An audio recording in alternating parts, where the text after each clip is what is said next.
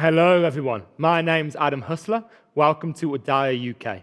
So today we're going to be working on a class called Let's Get Floaty. It's a level 3 class. And the whole point of this class is to understand when teachers say float back, float forward, what on earth they're talking about and how we can possibly get there. So treat this like a playful class. It's not a structured class per se. We're going to have a play about with these things. A core part of this floatiness is what I will call your cobra's hood. Imagining your lats being like a hood of a cobra opening out here. So the arms come up. Let's all try this while we're here. The arms come up, shoulders draw down slightly. Imagine your back getting broader, your lats opening, the serratus muscles pulling everything forward. This should feel quite intense. This is where you want to be every time you try and float. So it's probably not a posture you can hold for that long, but it gives you so much engagement. We're going to start today by taking hold of a block. Squeezing that block, not with the fingers, but between the palms of the hands. Send your block slowly to the sky. Reach it as high as you can. Draw the armpits up, the biceps to the ears, and then draw everything down. But keep squeezing the block in. Already this should feel pretty intense, just behind your armpits. Inhale. Exhale, draw the shoulders down more, but keep lengthening through the outer arms. Inhale again. Exhale, don't just hold the block. Squeeze the block in pretty tight. Inhaling. And exhale. Inhale again. Keep the block where it is. As you exhale, begin to rotate slightly to the right-hand side. Keep drawing down. Inhaling, lift. Exhaling, draw down a little bit more. On your next inhale, come back to center. And on your exhale, come over. So again, some of you are using your fingers here. Try and just use the heel of the hands to squeeze in. Lengthening through the body. All of this popping out. The armpits rotating inwards. These finger-like serratus muscles engaging. Open the fingers wide. Try not to use the fingers at all if you can. Twisting a little bit further here for a final breath. Then ease yourself back to center. Release the block down to the side. Take the right arm underneath the left. Take an eagle bind with the arms. Lift your elbows a little bit higher here. Then begin to look directly through the forearms.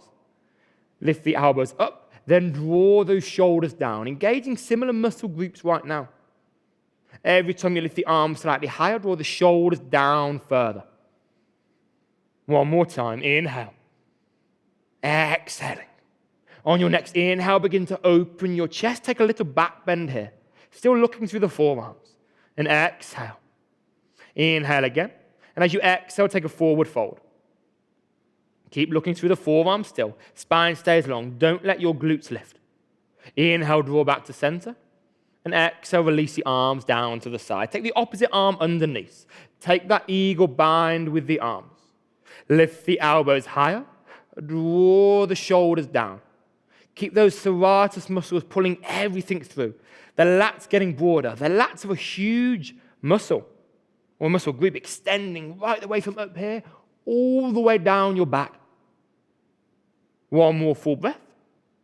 Easing deeper. On your next inhale, begin to open your chest. Draw the shoulders away from the ears. Gazing through the forearms. Staying there for one extra breath. Inhaling. And on your next exhale, begin to fold forward. Keeping the back pretty flat, the spine long. The glutes still connected pretty firmly down to the heels. Keep an integrity in the back. Don't be obsessed with this idea that you need to get deeper in postures. And then ease yourself back up. Place your arms down to the floor in front of you and ease yourself to a downward dog. Pause in a downward dog position. Just have a little bend out of your legs. Just work your legs. Do whatever you need to do to loosen your body up right now. Walk yourself slightly forward, about 3 inches forward, let's say. Push your shoulders near the ears slightly, but then let the outer arms get broad. Walk your feet in a touch more, and then come to the tiptoes. Send your glutes almost above your wrists. Exhaling, drawing straight back down. Inhaling, lift again. You should feel a real tightness all the way along. Exhaling back down. Walk your feet in a little bit more. We're doing this 2 more times. Inhaling, lift. Really find that engagement. Exhaling back down. One more time. Inhaling, lift. Exhaling, easing back down here. Pausing there. Draw your stomach in further. Walk your feet up to a forward fold. Let your legs bend a little bit as you ease up. Holding your elbows, move yourself left and right. Do try and straighten the legs. Taking just a few salutations now. Hands to the hips, bend your knees, roll up the spine, vertebra by vertebra. So ideally, do this session once you're already warm, once you've already done a class. Bend your knees, inhale, Utkatasana, chair pose. As you exhale, take your hands down to the floor. Inhaling, halfway lift. Exhaling, hands down, knees bend, float to the back of the mat. Let's see where we're at. Exhaling down, Chaturanga or body to the floor. Inhaling, upward dog or low cobra. And exhaling back to a downward dog. Pause. Bend your knees, load your legs, look forward. Step, jump, float to the top of the mat.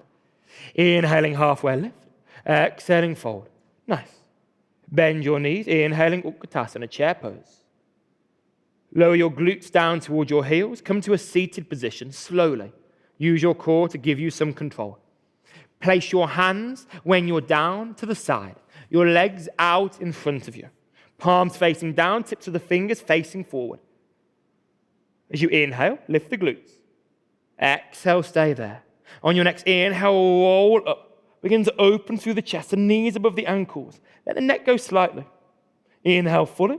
Exhale, swing down. Don't let the glutes touch the floor. Inhale, lifting back up. Exhale, drawing back down. 2 more of these. Inhaling, lift, open. Exhaling, back down. 1 more time. Inhaling, lift. Exhaling, easing back down here. Take hold of your blocks. Taking them ideally to the side. You might not need them. If you know you don't need them, don't use them. Hands come to the side here. Quite often, when we try and lift, we use the excuse that our arms are too short. That, I'm afraid, is crap. Everyone's arms are long enough, but this block stuff can give you a little bit more engagement, a little bit more space. Hands to the blocks. Maybe take a half lotus here if that is accessible to you. If lotus is accessible to you and you're warm, take the lotus, full lotus. Hands to the side. Draw the shoulders up, and as you ease the shoulders down, push firmly into the blocks. Engaging those same muscles, lifting up. Exhaling down. If you want to switch legs, you can do. Inhale, lift up again. Holding there.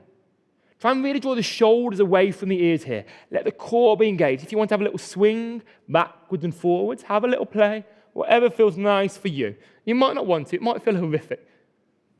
When you're ready, ease yourself back down. Take the blocks away now. This might be difficult. You can lift the heel of your hand slightly if you need. It's not ideal. We don't want too much pressure in the fingers. If your hand feels strong, go for it. As you inhale, lift up. Glutes ease off the floor. Even if you spend the next few minutes just doing this, you're still engaging the same kind of muscles that one day will allow you to lift. Taking a final breath. And then let's release out of whatever kind of cross-legged position we're in now. The next thing we want to look at is how we float. This kind of float is used by a style of yoga called Budokan. It's instead of floating to a standing, folding position, we're floating into Malasana. So from here, I'm going to start in a downward dog, watching first. We want the back to get super broad here. We're going to bend the knees. And I'm not going to talk at this bit. I'm not going to talk because you need to do all of this floaty stuff at the end of each exhale. That allows you to fully engage with the pelvic floor and around this section. We bend the knees. So fairly low, nothing extravagant. We land in Malasana. Eventually you can catch that float for a little bit longer. That's all we're doing for now. Let's meet in a downward dog. Pause in a downward dog position. Straight away, start to engage across the back. Lengthen here. Notice how Mickey shrugged there to get that engagement. Bend your knees, loading up. At the end of your exhale, when you're empty, float to that squat position. Pause, hands to the heart. Nice work. Step back to a downward dog. Notice however you want to get there. Nothing extravagant. Pause in a downward dog. Just 2 more times. Bend your knees, loading up. End of your exhale, engage that hood. Float yourselves up. Nice, Philip. So notice that hang time you can try and acquire. Hands down, step yourself back. So it's actually a lot easier than you might think, but looks super cool. Bend your knees. Load your legs again. At the end of the exhale, floating yourself up, landing in that squat position. Pausing there. Just stay there while I talk you through the next step. It's floating back in quite a cool way. We almost try and catch our chaturanga mid-air. So make sure there's nothing directly underneath your face here. Or if you're scared, you can take a cushion or a block underneath your face. The hands are going to come down here. We're going to float ourselves back. Again, I'm not going to talk. It means I won't do it. I will face plant. We ease down.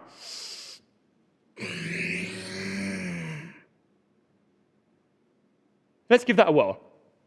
So starting in our little squat position, the hands come down first.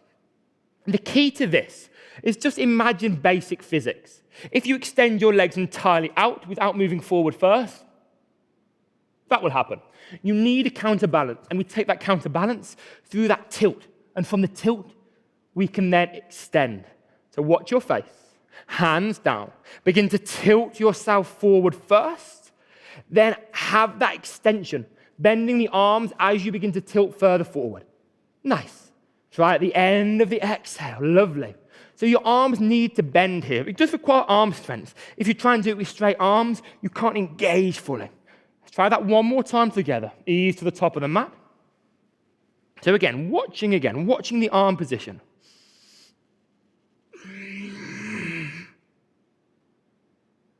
Let's give that a go. Hands down. Tilt, tilt, tilt, tilt, tilt. Bend the arms. Engage the biceps. Floating yourself back. Taking a vinyasa. Meeting in a downward dog here. Let's take our knees down to the floor and come to a kneeling position now. I'm going to take another kind of float now. Talking about floating backwards and forwards in sun salutations. Quite often we just end up from here, we fold, we step back. How would we float? This one does require a little bit more flexibility. So let's say we inhale, we exhale, we inhale again. Notice the line that my glutes take. I don't start to jump up and then extend back like that. That won't work for you. Don't start waving your legs. It's an inhale. A controlled. It's an up and then an extension out. Let's try that. But before we do, floating forward again. This time we don't land in a squat, we bend the knees. Try and land with straight legs. Of course, you need to be flexible to make that happen. But again, it's about sucking everything in, engaging through the outer arms. Start off in a downward dog. And again, you will build heat in the body through this kind of sequence. Bend your knees, loading up at the end of the exhale. Send your glutes at kind of a 45-degree curve. Landing ideally with straight legs. Inhale, halfway lift. Exhaling forward. Hands down. Bend the knees just slightly. Float yourself back. Find that extension. Remember to tilt forward, even here. A slight tilt forward is fundamental. So Philip looked really cool there, but he went a little bit too vertical. Think about an elongating extension. Let's come back to a downward dog. Bend your knees. Load your legs. Let this be super engaged. At the end of your exhale, straighten yourself up. Look at that curve. Nice. Inhale, half lift. Exhaling forward. You might fall forward here. Falling forward is okay. And actually, when you start to learn this, you will probably fall forward loads. So if it makes it more comfortable for you, whack pillows, bolsters in front of you and don't do near a pane of glass. Inhale, half lift. Exhaling, hands down. Bend the knees. Look forward. Tilt forward first. Extending out. As soon as the arms bend, the legs extend out. Much better. Notice Philip there. He was much, much, much lower as he extended. Easing up, and then easing back. Take your knees down to the floor again. So the next kind of floating that we look at is how to float through into a boat-like posture. To begin with, we're simply going to take our hands to blocks. We start off in a downward dog. We look forward, we float as high as we can, and then tiptoe through. And then we ease back. So this isn't something to do and film yourself and share it with the world. It's not particularly glamorous. So again, it's just up, walking through, using the shoulders. Eventually, what they will look like, and we'll try it in a second. Again, I'm not going to talk.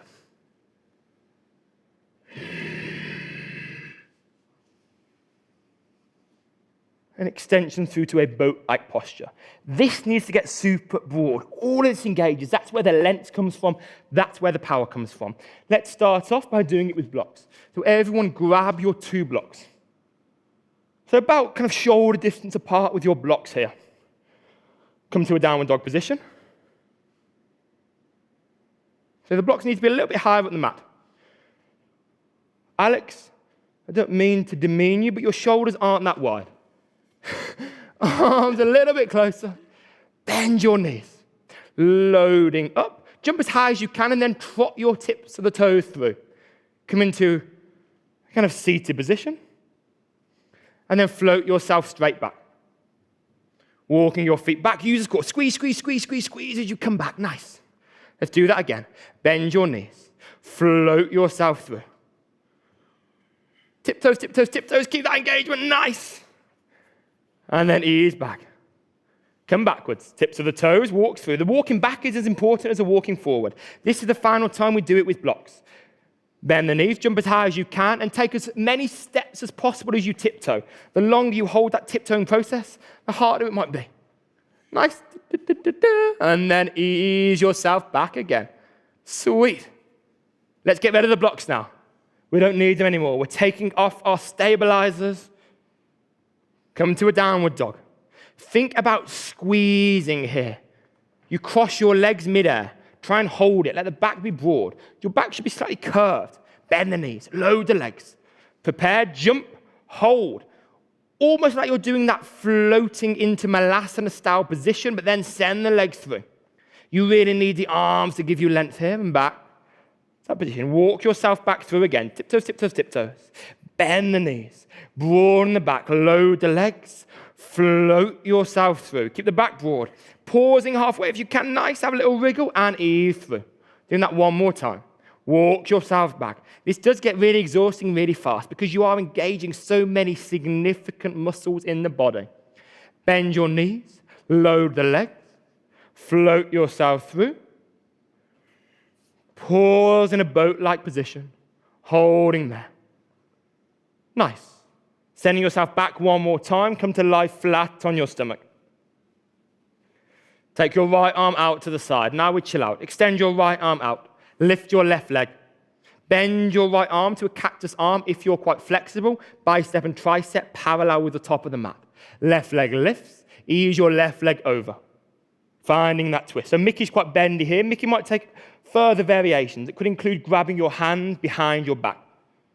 If you want to take it further, for most people, it will suffice just to take your left knee up to the chest, giving yourself a little bit more leverage, but making sure that top arm stays parallel to the top of the mat. Taking 2 more full breaths here, breathing into the shoulder, getting a twist through the spine. Gently ease yourself back over, other arm out. Do exactly the same. The right leg lifts. Take that right leg over. Finding the opening through the chest. Keeping that left forearm and left arm parallel with the top of the mat. Maybe working that left knee a little bit higher. Both twisting through the spine and finding space through the shoulders. Ease yourself back to center. Pausing here. Moving into extended puppy now, which means drawing your glutes so they're stacked above the knees. Beginning to work your arms out in front of you and your chest down towards the floor. So this is one of those postures where the breath is so powerful. Of course, we use the breath in every single posture we ever do, but here you can really notice the effect as you breathe into almost individual vertebrae. You focus your prana, your chi, whatever you might want to call it, into that particular part of the body, and you ease deeper in that space. Keeping the spine lovely and long here. So I would say to Philip, draw your glutes a little bit further forward so your glutes are directly above your knees, enabling you to get your chest a little bit deeper to the floor.